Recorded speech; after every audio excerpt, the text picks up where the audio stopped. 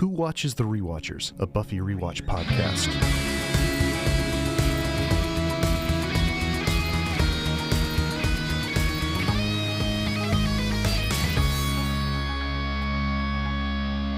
Snarky humor about decaf coffee, a sarcastic morgue employee, all's well that ends well with cute ER doctors?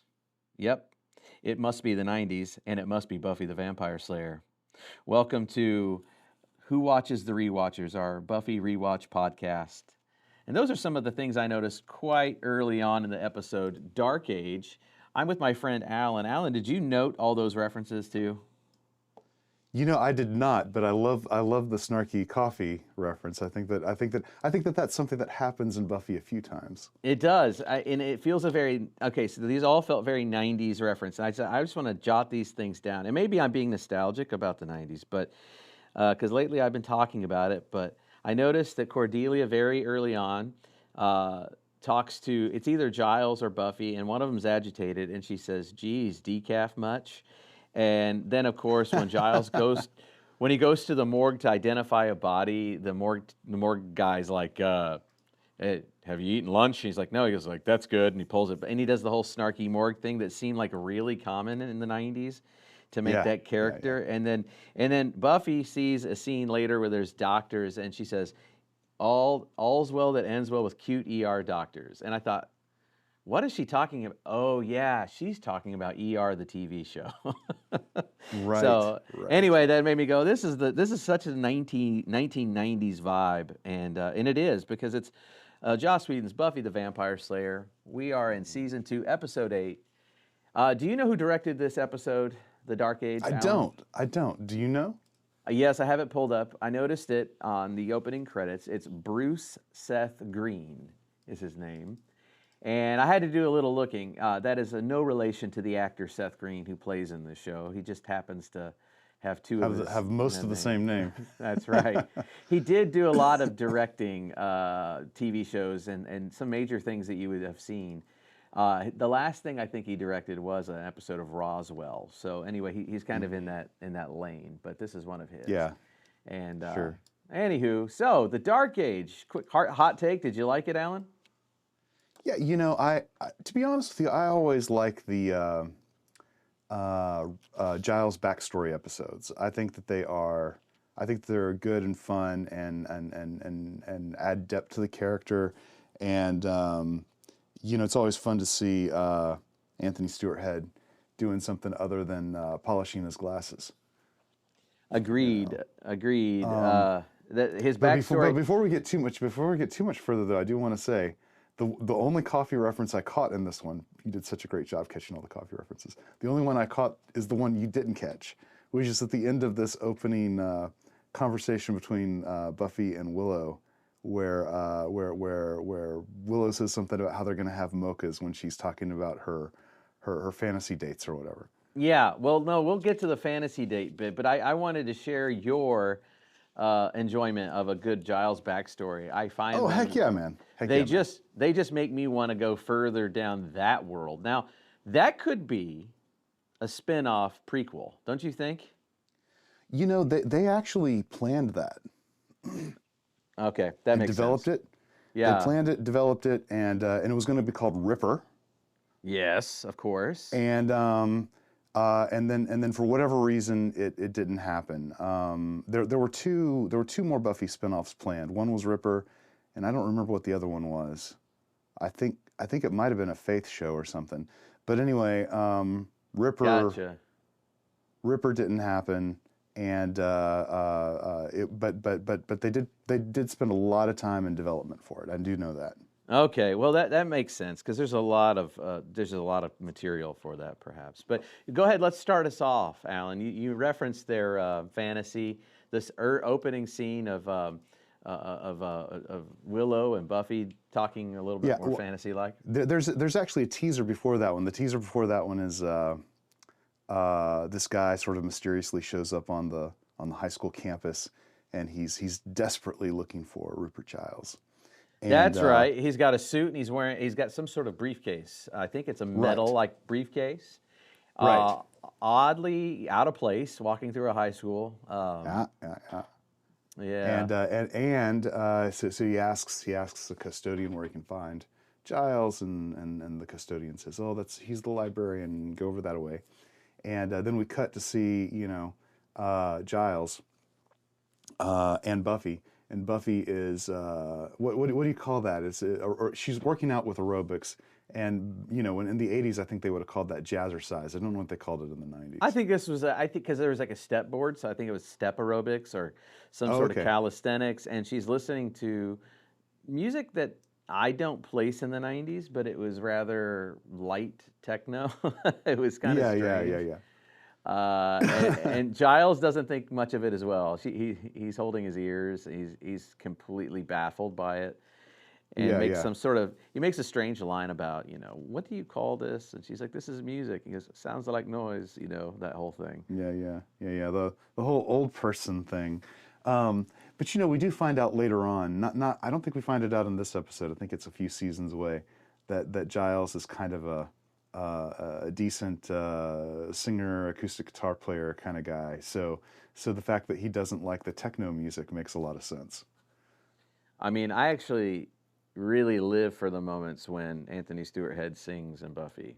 It's just Oh a yeah. wonderful, wonderful voice. But anyway, Yeah. yeah. So that's a nice little kind of setup, just to kind of give that, once again remind us of the disparity of age and culture. Yeah, that's exactly right. Yeah. So then our guy who's looking for Giles runs into something. We're not really clear on what she is, but she's some sort of zombie-like character, and he is taken out by the zombie character, and he's screaming, and Giles and Buffy can't hear him because of Buffy's music. I think that was the point of having the music there. And then there's this very neat conclusion to it where Buffy turns off the music right as the dude is dying, and Giles says, "Ah, blessed silence." Is this where you see the zombified corpse turn into some sort of bluish like goo, and it kind of rolls into the now dead man? Like, that was pretty poor graphics, but it is what it is. So you get the fact that there's some sort of contagion happening, or an infection, and that's and from that moment, I think that's when we're going to the hospital, right? Giles is supposed to meet Buffy down at the hospital at night, which is the first time they've introduced this sort of. I think I don't remember any other time this is a little plot device where the vampires are expected to be stealing from the blood bank or the blood donation delivery service. And I found this to be sort of silly because she's there, she calls them cute doctors, and they're all wearing scrubs, but at this point they're all vamped out. She sees they're all vamped out, and somebody's going to. It's like a drug deal the way it's set up, because he goes, "Hey, don't take a taste," and someone's taking a taste of the blood, and she goes down. Kung fu ensues, and then Angel flies out of nowhere, and I noticed Angel's kung fu is much less kung fu like and much more like haymakers, and and they best them all, Buffy and Angel, and she's like, "I got to go see what's going on with Giles. Can I trust you, Angel, to get this blood to the doctors?" And he kind of looks at her like, "What? You can't trust me?" And because he's a vampire, and of course she's like, "Oh well, it's all unstated. Of course I can trust you. You're one of the good guys." But then my mind goes back to when we went to Angel's place before, where in fact that's how he lives, is from donated blood. So I don't know, man. Just being a bit too critical, I guess. I'm kind of like that. It's a nice little plot device to get her to do something, I guess. But it just seems like that's exactly how Angel gets his blood. Yeah. So no. I think you're right. I think that the question of whether she can trust him or not is absolutely there. I think that what you're suggesting is in fact what the writers were trying to play, and I don't think that the director and actors got it in the moment. I've seen that happen a number of times. Like Okay, I'm going to digress for just a moment because that's what I Please. do. I'm so sorry. Please do. I like your digressions. So I've been watching this, watching, that's too strong of a term, listening to in the back of the office while I'm drawing is a better way to say this. A YouTube channel called Talkville. Are you hip to this? It's Not hip at all. It's No, I'm not hip. it's what's his name? The guy who played Lex Luthor on Smallville. Oh, I don't know his name, but I know who you're talking about. Rosenbaum. I don't remember his first name. But anyway, it's him and the guy who played Clark Kent on Smallville, Tom Welling. And basically they're going through they're doing what we're doing right now, except about Smallville. They're doing a rewatch podcast of Smallville together. And so they're the key actors, man. Yeah. Right? And whenever they get questions about, things that are plot oriented in the show, they have no idea. In fact, some of the things that Tom thinks are going on are embarrassing because it's like the opposite of what the obvious intention of a scene or the show was, and so I think that every once in a while a writer will try to do like a callback to something, like specifically the callback you're talking about right now, and the people on set are like, I don't get it, let's just get the shot, Okay, that's interesting. It's interesting to me, and you and I, we are not in the film industry, or full time anyway. And I know you've done some film work, but I guess we tend to think that everyone on the production is completely hip to the whole narrative, but right. they all have parts to play, and maybe Right. over a long series show, you probably you might just try to do what you do for the moment, for that scene. Because you got to work, you got to live, you got other things to do, and I guess we tend to think about it as one cohesive bit of storytelling that everyone's around for, but that's not the case. You can't shoot it like that. Right. Yeah, that's fun, and interesting that it's Smallville that you bring up, because I mean Smallville can't exist without Buffy, right? Wouldn't you agree Can't with me? at all. Oh, I mean, 100%. It is the same setup. The only reason how can you have one location with all the villainous things, right? Well, Buffy had the Hellmouth, and in Smallville, what is it? What is it? Some sort of kryptonite kind of like meteor, whatever, that creates they sort of reinvented the role of kryptonite in order to make it work out, and I thought that was a great idea. Yeah, so that's they're related shows, I would say. Well, very cool. Yeah. And those guys who made Smallville are doing it again right now with Wednesday.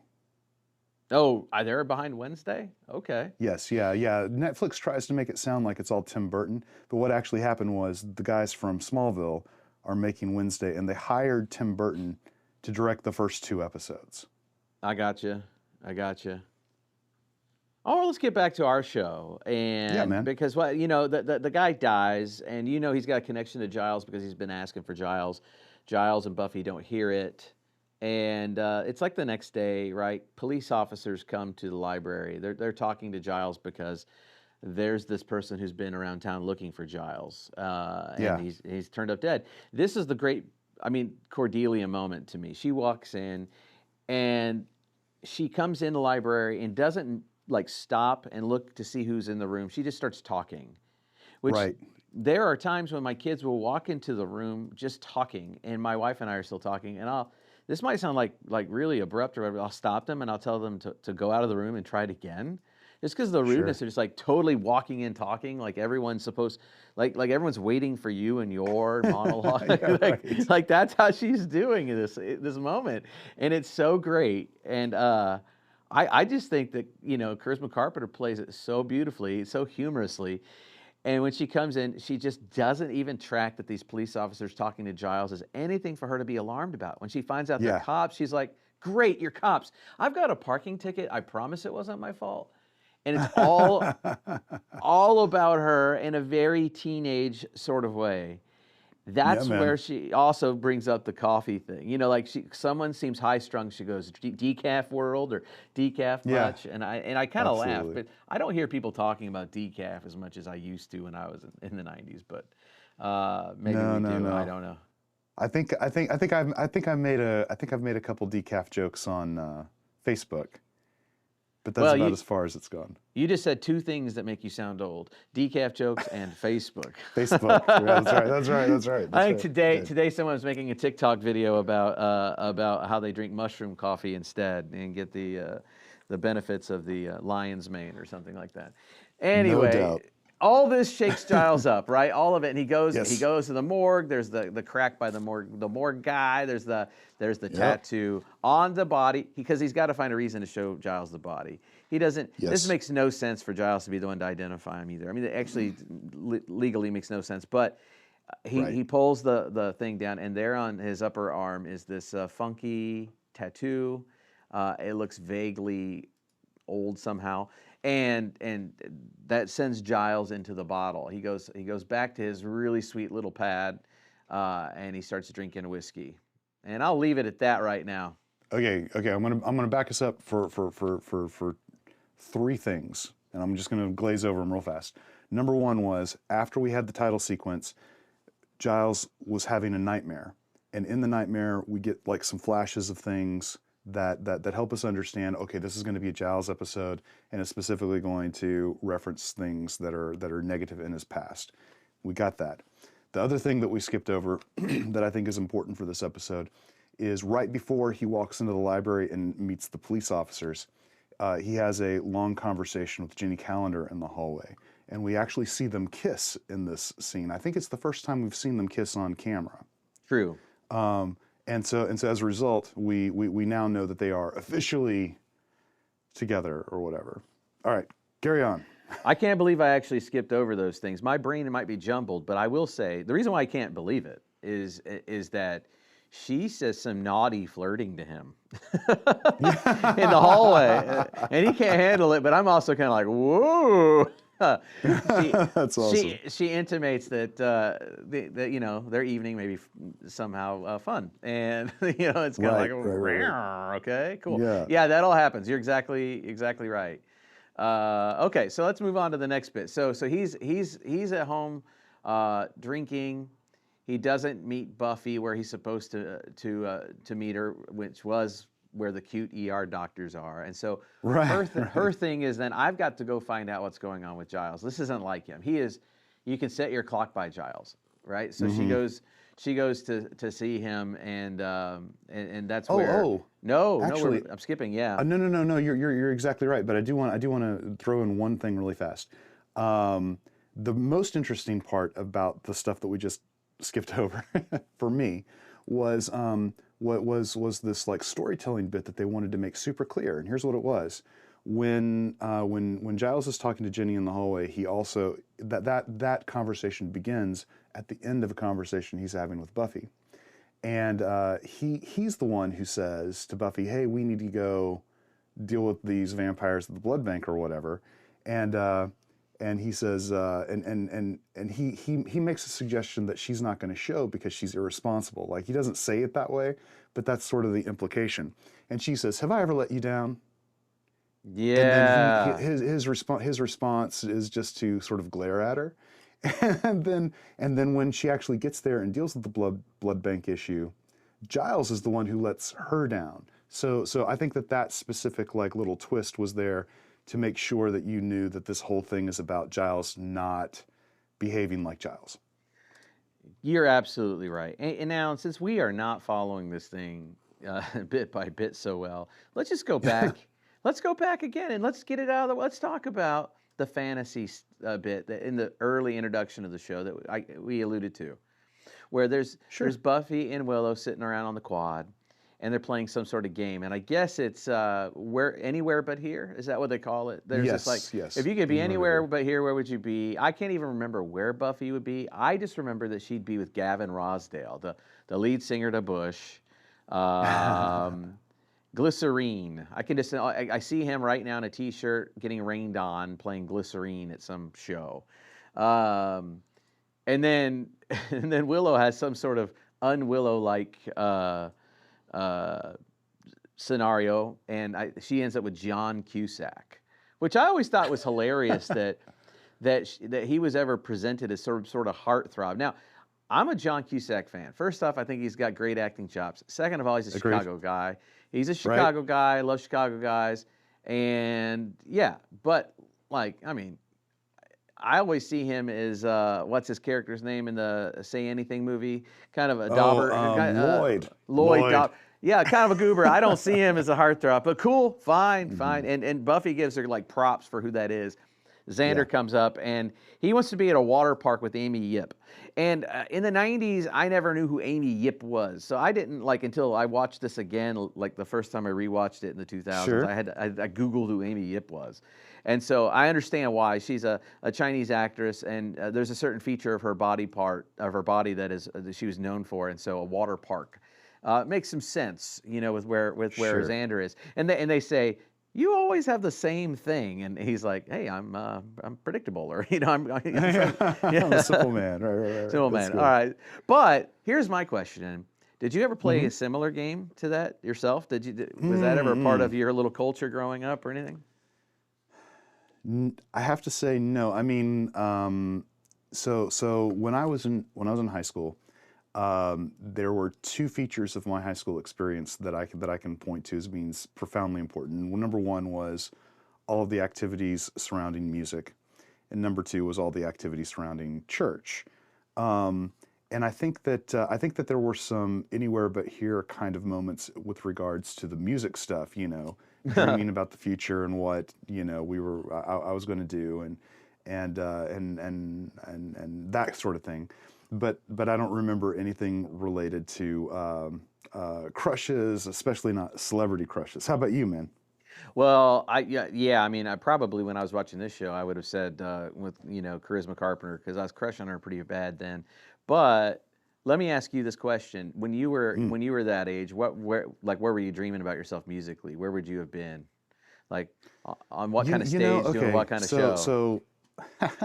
So when I was in late middle school, so 8th-ish grade, I was embarrassingly a huge fan of Stryper, and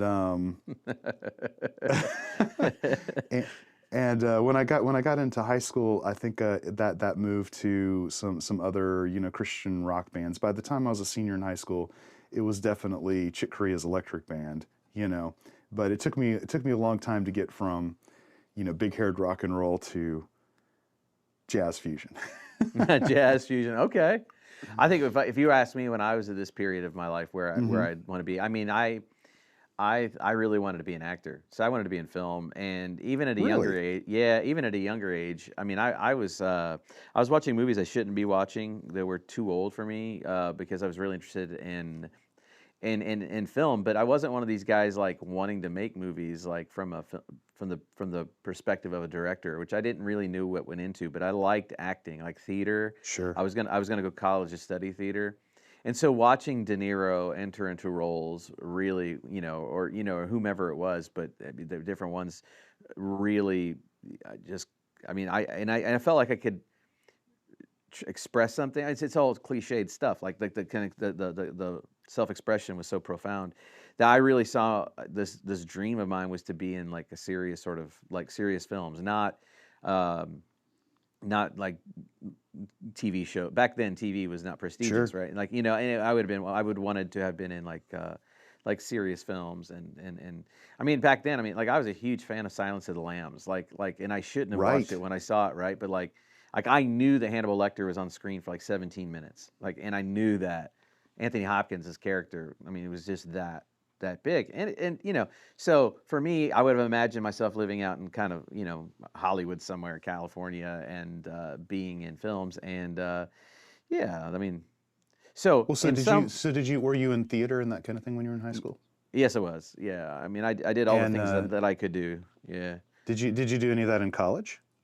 No, not really. I was gonna go study theater at a small like private liberal arts school that had a good theater department, and but then I felt like I was, I had this sense of like calling into something else, and Sure. and I've used it here and there and kinds of things. But my son the other day, we were watching Apollo 13, and he said, "Daddy, do you ever want to be an astronaut?" And I told him no, and he said, he said, well, what do you want to be? And he's 5. And I said, well, I guess Max. And I was trying to say it in a way that he would understand. I said, I guess I wanted to be in the movies. And he looks at me and he goes, but you're not in the movies, Daddy.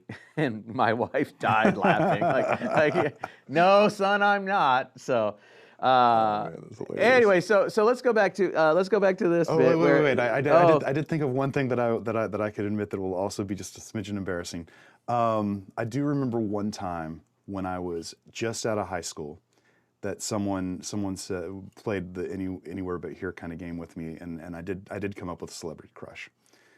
And the celebrity crush that I came up with at that time was Diane Lane.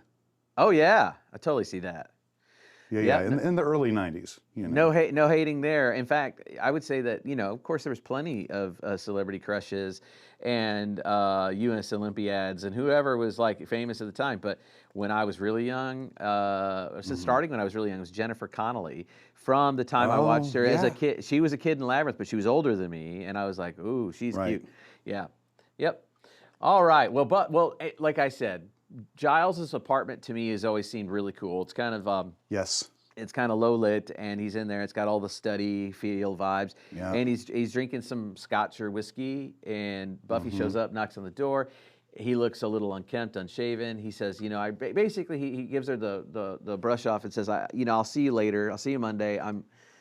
And she's bothered by his of lack of showing up. He's just doing everything to get her to go away, and she ends up going away. And that next day, there's some sort of ruse. No, wait. Before we get away from this one, we got to note one more thing that happened here. Right before Buffy shows up, when he's drinking, he's got a notepad, and the notepad has the names of all the people from his dream. And he's scratching off the name of the dude whose body he just identified. And if you were watching carefully, you'll see that the next name on the list is Ethan Rayne. All right, go on. Gosh, thank you. You were helping me today because I mean, and I just watched this like an hour ago. Yes, and then it says Rupert Giles under Ethan Rayne. Right. And he's scratching the names. Yes, and Ethan Rayne, of course, was present in the Halloween episode, and he's the one we found out that Giles has this backstory, and his name is Ripper. Goodness, thanks for saving me. Saving us. Hey, no worries, man. Saving us. That's right.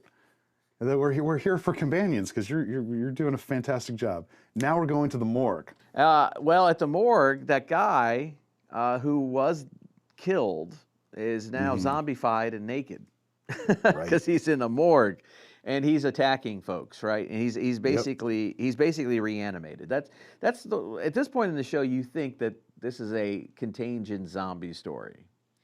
And he's basically busting loose. Is there anything else that happens besides him busting loose? No. It's just making sure you know that he's in play. He's in play, and presumably coming for Giles and Ethan Rayne. Yep. It's a Saturday morning, and for whatever reason, it was some weird ruse to get them all together, I think. But Jenny Calendar has gotten Willow and Xander and Cordelia to come to the computer lab, and there's all sorts of funny quips. None of them want to be there on a Saturday. All kinds of funny quips about doing research on books on a computer, and I think Xander says, "Isn't this the reason why we have computers, so we don't have to have books?" And that's right. He wants out of it in the the worst way, and he sits right next to Cordy, and then Jenny Calendar goes, "We're going to do," and then Buffy walks in, so she goes, "We're going to do Buffy," and Xander goes, "What am I dreaming already?" And sort of a tongue-in-cheek, wink, wink, inappropriate joke. And then he's like, "Buffy, do anything, save us, sit between me and Cordy." And that's when Buffy, and this is, to me, kind of thin in the plot department here. This is how she's telling Jenny, the new girlfriend who's been hanging around for a while, that something is wrong with Giles. Right. It's like, why didn't you call? I mean, you could have called the night before, but it's just kind of strange. It's like, is there anything going on? She's like, no, not that I've heard. And Jenny just seems a little bit too dispassionate, but that's just to me about a believability thing about the writing. Yeah, sure. And Buffy goes, and I think he was drinking. And it's sort of dark, but Jenny's like, alone, drinking? Like, that's the big no-no. And I'm thinking, Yeah, in reality, lots of folks drink alone. I'm just like, but like whatever. And then the Xander's got a really funny, not a darkly funny thing about Uncle so and so. Yeah, right. And when we meet Xander's family later on, we find out exactly what he means by Uncle so and so. But go on. Yeah. He's like, well, it's the booze and the hookers, and was there hookers? He asks about Giles. Just really inappropriate. But yeah, so now they're in action because they're worried about Giles, who's clearly self-medicating and concerned about something, and now that makes them concerned about him. So there we go. That's right. And now we cut to. She actually says, "I'm gonna go call him." Yeah, I'm gonna go call him, and so she goes to the library to call him. Which again, plot and setting makes me funky, but up in the stacks, she sees a shadow, and she runs up there, and there's Ethan Rayne behind a bookcase, and it's weird. He pushes this bookcase on her and runs away. She runs for him, and he kind of stumbles over something, but he's really easily snatched by her. Like, I don't know. Right. There's two things going on in my mind when I watched all the bits with Ethan Rayne. I feel like the writing around it's a little clumsy, or maybe it's the directing. But B, I really like the guy as Ethan Rayne. Like, I think he does a good job with what it is. Wholeheartedly agreed. So he's kind of he has the air of some sort of gallantry to him, but he's a scumbag, and those two things come out. And so he gets captured by Buffy. He doesn't even. He's menacing, but he's also kind of a simpering wussy. And so Buffy has him next to her. The framing's interesting. I thought about the framing. The camera is just on Buffy. She calls Giles. He's asleep at his desk with a bottle of whiskey there. I'm not buying that amount of whiskey got him drunk, but nevertheless, there he is with his head down. He answers the phone, the old school ring phone, picks it up. It's Buffy saying, "What's going on with you, Giles? And I'm worried about you. And what's the mark of Igon?" Because he's he's just exasperated. He's Buffy, I can't handle this right now. And he said, "I'll talk to you Monday." And she goes, "What's the mark of Igon?" Which is that funky little tattoo. Right. It makes Giles perk up. She goes, "Ethan Rayne is here." And then the camera pans back and you see him standing really close to her. Right. In no way threatening her. But it's like funny to me. It's like he could get away. I don't know, but it felt a little funny. I don't know if that makes any sense or if I'm just being really like nitpicky, but it just the whole framing of it seemed a bit strange. It was a weird way to put them together, I think. But I think that's happening a lot in a handful of Buffy episodes where I'll tell you what I think's weird, and then I'll tell you what I think is going on. What's weird is they have a tendency in Buffy, more so than probably any other show I've ever seen, Smallville did this too, so it's a problem there as well, where they're constantly changing sets in ways that seem weird or it's too much moving around when a lot of the action could conceivably happen in one place. And I have two theories about why it's happening. The first theory is because of my own experience writing comic books, and that is that sometimes you'll wear out. When I'm writing, what'll happen to me is I'll wear out a scene, and then I'll think, oh, in order to refresh this or make it more interesting, I need to move somewhere else. But then when I go back to edit it, I realize that the moving around is a problem, and that now that I had more ideas as a result of the other scene, I needed to edit it into the first scene, and I think that probably is happening to guys on shows like this, but they don't always have enough time to do that level of editing, because in my case, I'm realizing this like 6 months after the fact. Oh, here's how I could have solved that, but they don't have that much time to figure those kinds of problems out. You know what I mean?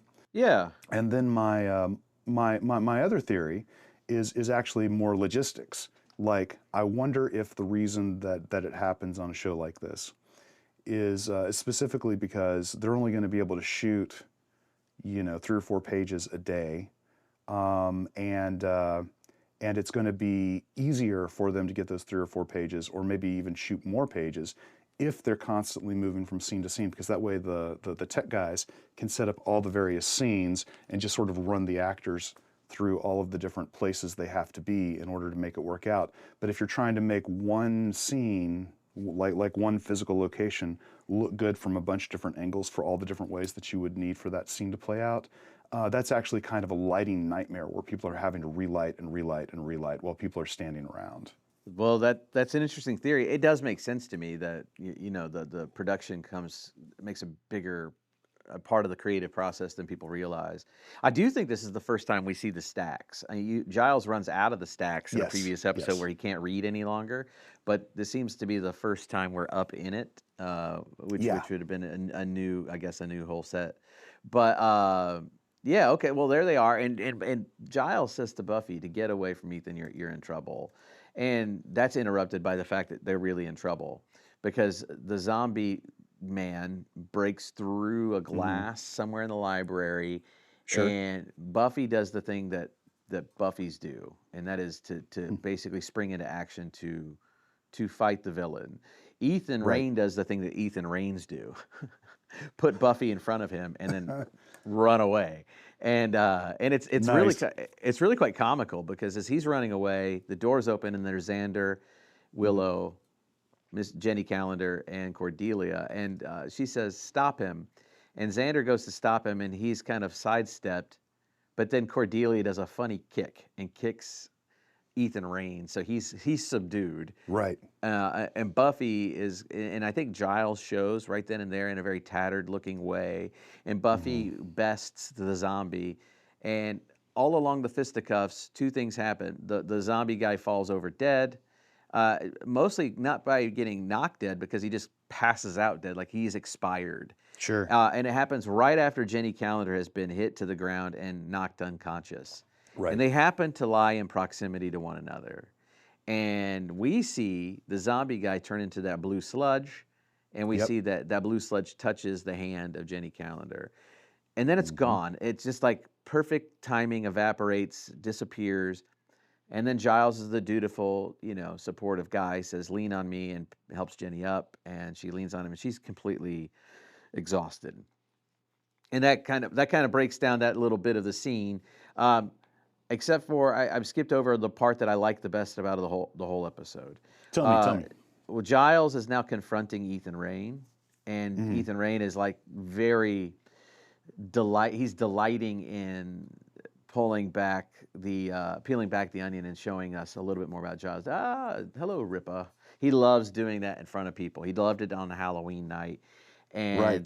I love Cordelia goes, "Why did he call him Ripper?" And Giles goes over with a alpha menace that he doesn't usually ever have, except for around Ethan Rayne. He grabs him by the back of the hair and physically dominates him for a second. And she goes, "Oh." Cordelia says, "Oh," and I loved it. I just Yeah. thought that it made me both giggle, and I was also kind of like, I've in the past kind of been excited anytime you see Jenny and Giles about to get together, because I love the idea of Giles getting something for himself in life, and having Sure. happiness with a woman that he loves, and I love that he gets to feel himself, because he feels so repressed all the time. Yes. And it feels like the world is happening to him, and he's just kind of hanging on. Well, here he can take agency, and he's not just a stuffy academic. That's right. That's right. Okay, before we move away from the scene, I have one thing I want to say, and it's totally superficial. There's a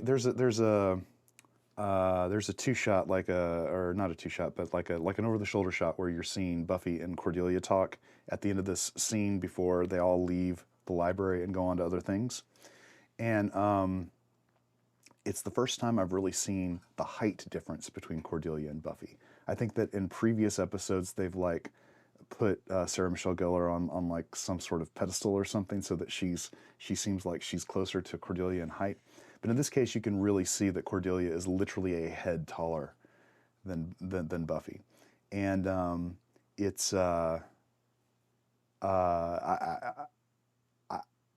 I didn't see or hear a storytelling reason for them to be doing that. I think it was just like the logistics of them not being prepared for that back and forth shot, and the cameraman just shooting it from the wrong angle, because usually you're trying to shoot from an angle where the people who are talking back and forth like that look like equals. Like one of my favorite examples of that is famously Thor and the young lady who played his love interest, whose name I can't recall, in the first Thor movie.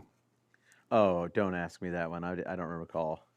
But you know, she's the girl who played Padme in the Star Wars stuff. Natalie Portman? Yeah, Natalie Portman. There you go. So he is. She only comes up like halfway to his chest, and whenever you see those back and forth shots, they look like they're almost the same height because of the way that they design, you know, how those interactions would work. But anyway, there you go. That's my only thought. Yeah, they have to do that a lot with Tom Cruise because he's not very tall. Right. So, yeah. Well, okay, from here we go to the story kind of, you know, bifurcates to kind of speed it along, right? So Giles takes Jenny. You also know that Jenny has a flash in her eye. Something has happened when the goo touched her. He's going to take her home to convalesce, and apparently she's going to convalesce by drinking whiskey with him. And then on the other side, you got Willow going into research mode. The Mark of Vigon, what is that? And Buffy says, Willow, can you look? And she goes, well, I could look on the net. Again, another reference to the internet as the net. Totally 90s. By the way, you know, Alan, for those of you listening, Alan and I work together. You know, one of our colleagues, Aaron, Mr. Aaron down the hall, he told me the other day, he goes, I watched the net the other day. I'm like, why? Why? So he was reliving 90s nostalgia. Anywho, so back to I like that. You know, Willow's point is the Mark of Vigon sounds very booky. It sounds more like Giles territory, but I'll give it a go. Yeah, right. On their side of things, she finds it and she's like, how could I have been so stupid? You know, it looks like an ancient Egyptian, but any fool could have seen that it's ancient Etruscan. You know, it's like, and everyone's just kind of sitting around like, uh-huh. And the whole thing about this thing is that it gives, whoever has it, it somehow marks them tied to this demonic host, the demonic spirit or whatever, that can pass unconsciously or to an unconscious or dead host. Like, so I'm not sure why this group that Giles the Ripper and Ethan Rayne were a part of marked themselves this way, the chaos and things that they were all about back then, but it tied them to some sort of demon that having one dead, it could move into the other, or if one was unconscious, the demon could move into another. Meanwhile, back at Giles' place, he's getting up to make something in the little kitchenette, and she yanks the phone out of the wall, like and he hears it, and she then starts to move very romantically to him, and Giles, being the gentleman, says, "Look, I think I'd be taking advantage of you. I find you quite attractive, but I don't think it's appropriate." And as she actually puts him in a chair and sits on him, she begins to talk to him. And you know, and basically gets at all of his insecurities. Only to then reveal that whoever she is has known who he has been his whole life, basically, and says, "You're still the same old Giles." And then her voice ends up deepening. You realize that she is possessed by this demon that has known him. Ethan Rayne is let on that the tattoo itself is a homing beacon. I should say that. He said that before the zombified guy entered the library. So it'll be coming after everyone who has it, which basically, or he says it at some point, but that's the thing that links them. You know, that the demon knows to search out the one with the marking on its arm. And so Giles looks like he's going to be a victim in his own apartment. So I think that's kind of the setup from here. What happens next, or anything you note about that was interesting to you? The only thing about the conversation between Giles and Jenny that I want to add, because you covered everything that I think was important about it, is they've got a really great shot, and I think they knew it was a great shot, so they put it into slow-mo when Jenny is escaping from Giles. She jumps out the window, and there's like a big you know, breakaway thing or whatever with the glass and all that. And I think that's the only moment that they really tried to set up. Like, other than this is a very this is, I mean, there have been a handful of fights, but this is mostly a very talky episode. So I think they're trying to make a bigger issue of all the action moments. I do think that the metaphor for this demon with Giles is sort of like a drug metaphor, right? Like Yeah. Yeah. it's they were punks. Like he seems like Yeah. he was very much a part of that kind of British punk scene, chaotic, kind of like anarchic. And Ethan Rayne's, even though he wears button downs, he's never really gotten over it, whereas Giles very much has. Yes. And so it was like a touch on the wild side. I mean, I don't know why else. I mean, to me, it seems really. I mean, maybe I'm just 43. It seems dumb to like invite this sort of spirit to take over your body, but that's what the demon through Jenny is indicating. Is like you were always, people will get hurt, you're too goody, and that's stifled you. Yeah, and so No, you're right. I think you're dead. I think you're dead on right about the drug metaphor. In fact, when Giles in the next scene is talking to Buffy and sort of lays out everything in his past or whatever, he describes interacting with the demon as, quote, an extraordinary high. And he kind of smiles about it for a moment, like he's thinking about it fondly. And then he realizes what he's really saying, and he goes, "We were fools," and changes attitude. Yeah, yeah. I wonder about that little smile. Like maybe even addicts still can remember what felt good about it. At any rate, Buffy then goes after Ethan Rayne at the costume shop, and you find out that he still has the lease. Like Halloween wasn't that long ago, I guess, and so he comes in there. Jenny has escaped from Giles's lair. She's probably regrouping. The demon is regrouping, and Right. or rather seeking out Ethan. And because he's got the beacon, the homing beacon on his arm, that tattoo. Right, right. As Buffy's talking to Ethan, he goes, is there a back door? Well, it's been bolted up. And she goes, well, let's go check it. And he goes, after you. He does the gallant thing and lets her walk ahead of him, only to then take an object like off a mannequin and clubs her in the head to knock her out, which I found like really unbelievable that Buffy would do it. But also very believable when he's like, after you. Like just the way that actor is effective. you know. So so now we're setting up the final scene at Ethan Rayne's costume shop, where Buffy is going to be once again put in danger. What's happening? Ethan has strapped her down. She's laying on her front, and he is tattooing her with the mark to make the demon take her. And then he starts singeing his own tattoo off so that she'll be the target for the demon rather than himself. And that's when Jenny shows up, and she's in full makeup, looking like the one of the most interesting demons we've seen on the show so far, actually. Yes. Before we go there, I'm going to ask you: did you get any rape overtones with the forced tattooing? Oh, I didn't, but I'm sure you're right about that. I'm positive you're right about that. Well, I don't know if they intended, but if you think about it, she's being forced. She's tied up, and he is doing something to enter into her body, which there's a lot of theory about serial killing as being tied to sexual tendencies, and like stabbing being a very sexual act, if you will. Yeah, sure. And so whether or not they intended or not, I mean, it might just have been a plot thing. Well, let's make Buffy the target. It seems sort of, well, it's definitely sadistic, but it seems sort of sexual in nature. Unquestionably invasive, but possibly moving in the direction that you're talking about. And I think you're probably right about that. I mean, I think that when one is doing a vampire show, one has to play with sexual overtones because vampires themselves are a metaphor for sexuality. Mm-hmm. Yeah. Right. So you have to deal with that. But man, rapey stuff is so far outside of my my thought process. I think I miss a lot of that. Probably humorously to my wife, that I'm so clueless.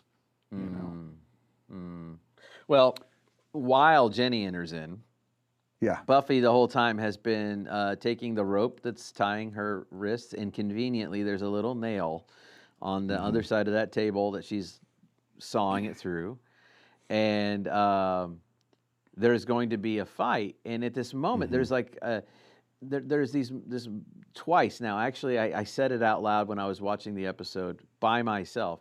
When Angel shows up at the hospital to fight the cute ER doctor vamps, Yeah. I said Angel Ek Machina, right? Like Deus Ek Machina, got God out of the machine. Like Angel shows up to save the day. And here's Right. another Angel Ek Machina moment, because Angel shows up with the Scoobies and bursts into Ethan Rayne's costume shop and begins to choke Jenny until she loses consciousness. Not killing her, but till she Right. loses consciousness. So that Egon, the demon, can move to the nearest dead body, which is Angel, which is a really nice little thing. Like, it's a very clever idea that Willow came up with. Yes. Let's just use Angel. Now, as we've established a long time ago, what a vampire is in the Buffyverse is Yes. a dead body with the soul being absent, but a demon has set up shop and is Right. living in there. Memories and physicality are all the same for the person, but the person is gone. It's just the demon. That all doesn't quite make sense, but nevertheless, that's the setup. So there's two Okay. demons inside of Angel, the vampire and Egon, and they're fighting for control over Angel's body, which makes some of the more comedic, I think it's comedic moments for his Yes. acting. Egon is destroyed, and Jenny's okay. Ethan escapes, as he always does, right? He's Right. kind of got a trope. And then they're kind of talking about like how that all going and how that all happened inside of Angel. And Angel goes, I've had a demon in there for 200 years, and he was looking for a good fight. You know, he's a good fight, you know. So, all's well that ends well, so you think, right? So you think. So you think, but then Giles is having, some talk with Jenny at school, and he's not talked to her the rest of the weekend. And she said, yeah, my phone was off the hook, which is pretty alarming, I think. Yeah. I mean, I think from a lot of levels, forget romance. Like that's from a trauma perspective, that would concern me. And she clearly is bothered and bewildered and traumatized by what's happened. Yeah, that was a sad end for me to see. She got basically, I mean, on the level of a demon and a mark of Egon and people who are brutalizing each other and doing these things, I kind of don't understand her wanting to turn away from Giles. But on the level of seeing the metaphor as his past, his proclivities for danger, wildness, for drug life, that kind of thing, and all that Right. coming back to revisit him, I do see it, right? If you Sure. strip away all the metaphorical stuff to what it's really talking, or what it's using, Yeah. I think it makes a lot of sense. I agree. Well, I think that I also agree with you highly that it's a bummer that Giles has this very, very sad ending. I also think that it was necessary for us to have this moment so that in a future episode, when they get back together, it's that much more powerful when other things are going to happen later in the season. Okay. And I hate that I'm trying to defend it that way, because here's the thing about it is the overarching story. I think this helps, but the moment I'm not sure works as a result of that. And if I were going to be critical of Buffy overall, that's probably the thing that I would say, is that they're working so hard to make this like overarching story work that sometimes the specific beats that have to happen in order to make the larger story work aren't as powerful as I think they want them to be. I gotcha. On the Wikipedia page, where I like to pull up what Vox and AV Club say, Vox ranked this number 81 out of 144. Okay. They just really like the Giles' backstory stuff. One of the few episodes sure. that does that.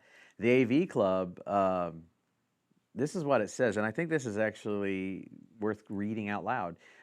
Please. According to the AV Club, the Dark Age formed a good companion to the episode Lie to Me, further exploring themes of good and evil and how light and dark can exist in the same character. It also provides insight into the character of Giles, who is central to the episode, and illustrates a common theme of Buffy, that stains spread. bad deeds can have long-running consequences, which I think is, that is a theme, and I do think that it lends support to that running theme of good and bad existing in one character, and no one's wholly one or the other. I mean, I think that runs so thoroughly down that when we understand the whole mythology of the Slayer, the etiology and the origins of the Slayer, it's not an original good with an original bad, Right. falling off of it somehow. It is much more complicated. So yeah, I think those are fair. I think I like the show. I think I really like this episode because of what we've said and what the AV Club said. What Vox. I really do like getting into Giles' backstory. I think Agreed. that's worth it to me. Yeah, I think it's worth it to me, and I don't think it advances much or plays a lot with demonology or things to really reflect on that broadly. I think it's really good to kind of help see Giles as this as the one with the past that's Yeah. quite interesting and gives him texture. And it would not be uncommon for people to connect the concept of demon possession with drug use. That's not outside of I mean, that's been described by many. Even in the sobriety community, people would talk about, I've had a demon. Yes, A demon that's language is true. utilized for that. So, but definitely the demonic, like one seemingly acting outside of oneself, controlled by something else. That seems like what drugs is like. But at any rate, any other I like that final breakdown. I like that quips? breakdown. I think that's good. Oh, No, thanks. no, no, no. I think that no, I think that's an excellent summation there at the end, and I'm looking forward to our next pair of episodes. Yes, because which are, when you asked me and you said, "Hey, don't forget we're doing the Dark Age," I had watched it before with you, anticipating talking with you another time that we had to cancel, and Yeah. I was, because I was then excited because I'm following it on Hulu, and I'm like, ooh, this next one's called "What's My Line?" Right? That's the next That's one. right. What's My Line Part 1 and 2. That's right. And that's And where we meet. I'm going to go ahead and spoil this much. do it. That's where we're going to meet our other Slayer, our second Slayer. That's right. And I was excited to get back to that.